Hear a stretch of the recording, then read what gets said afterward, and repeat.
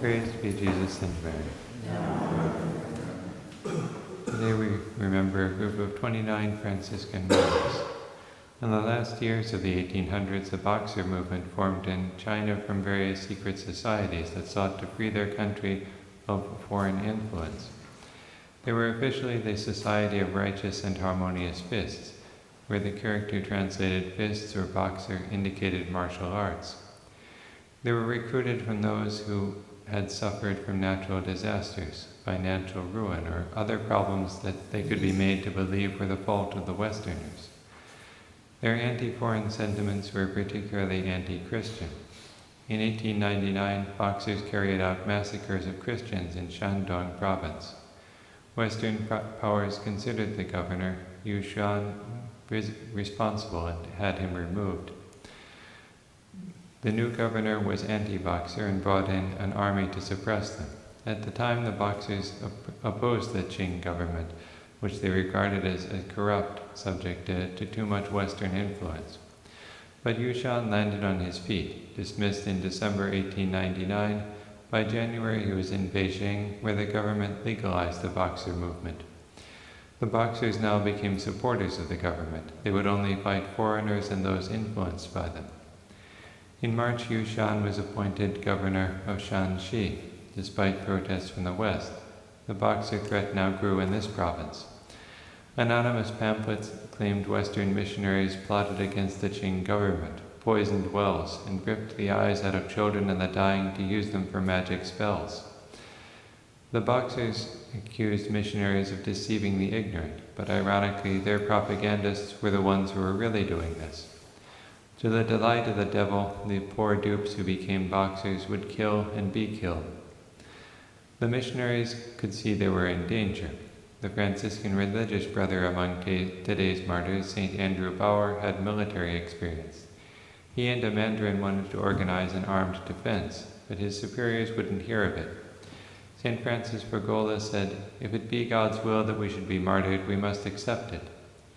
He was the coadjutor bishop of St. Gregory Grassi. Bishop Grassi, an Italian Franciscan missionary like St. Francis, was the vicar apostolic of northern Shanxi. He was 68 years old and had been working and praying hard in China for 40 years. His body was worn out, but he kept going.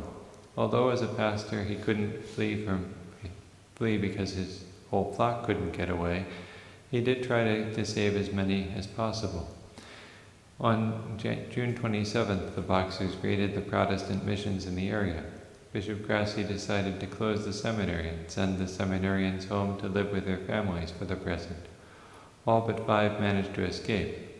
Those 5, who were also Franciscan tertiaries, were stopped at the city gate where they were arrested. They were jailed and ordered to repudiate Christianity, that evil Western religion. They refused, and after spending some days in jail, they were taken to the courtyard of the governor's house. St. Gregory was also worried about the 7 Franciscan Missionaries of Mary, who ran an orphanage in the provincial capital. He told them to dress in Chinese clothes to aid in their escape. But they were staying. "Don't stop us from dying with you, Monsignor," they said.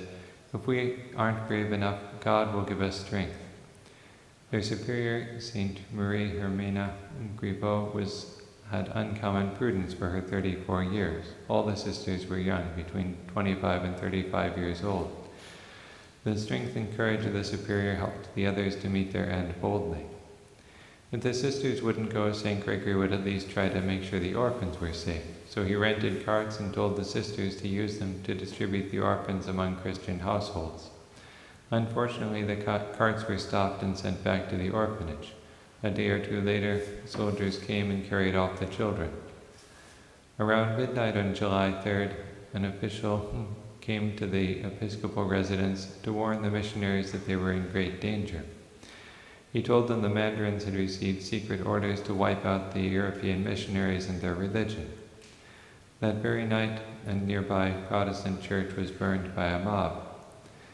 On July 5th, the Franciscan missionaries were made to go to a building adjoining Governor Yuxian's house. Besides the two Franciscan bishops, the religious brother, and the sisters already mentioned, there were also two Franciscan priests.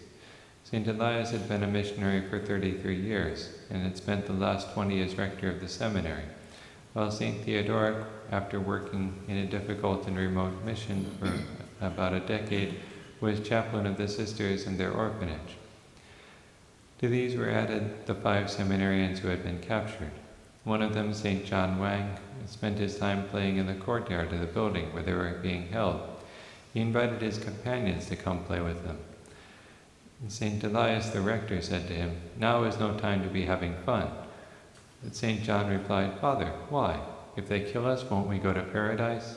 As if to say, we have every reason to be happy. The place where they were being kept was called the Inn of Heavenly Peace, and that was the peace they awaited. There were also 9 other Chinese who worked for the friars. Some were tertiaries. One was a former seminarian who didn't have a vocation, but whom St. Gregory had continued to study to help the church as an intellectual. Many of the workers could have easily escaped, perhaps even all of them, but they wanted to remain with the missionaries. In fact, some of them didn't even work there regularly. St. Peter Chang came to help the friars because he saw that other workers had fled. St. James Chow just happened to be there when the bishops were imprisoned, but once they were, he didn't want to leave them. On July 8th, his mother and his wife came in tears to see him because they had heard that the prisoners would be killed the next day. His mother asked him, "If you die, who will take care of your little children?" "Providence," he replied, pointing to heaven. And he was right, as his mother testified in the process of beatification. She proudly said that after the death of her son, she never cried for him because she knew that he was a martyr. She knew he was in glory. On the afternoon of July 9th, the Protestants in the neighboring building were attacked. 33 died there, including women and children of the missionaries' families. The Catholics knew their end was near. St. Gregory had everyone kneel and gave them absolution. Then the soldiers burst in. At first they were surprised to see everyone calmly kneeling, but they soon dragged them before the governor. Yuxian made little pretext of a trial. He interrogated St. Francis Bogola, trying to get him to admit he'd come to China for some evil purpose. When the bishop replied, "We have never harmed anyone, rather we have endeavored to do good to many," Yuxian said that he was lying and would die. St. Francis answered, "If you kill us, it matters little, but you will not go unpunished." The governor then killed the bishops himself and ordered those present to finish the rest. The sisters sang the Te Deum and knelt, pulling their veils back to receive the death blow on their necks, but they were pulled to their feet and their throats were cut. One of the soldiers later told a bishop that it had made a great impression on them to see these European virgins go to their deaths singing. Other victims were beheaded and the corpses were mutilated. As St. Francis had said, Yuxian did not go unpunished. He was executed after the Boxer Rebellion was suppressed. Besides these Franciscan martyrs, thousands or tens of thousands of other Christians died. But the blood of martyr was once again the seed of Christians, for the Church grew rapidly in the decades that followed, more than doubling between 1906 and 1924. Praised be Jesus and Mary. Now.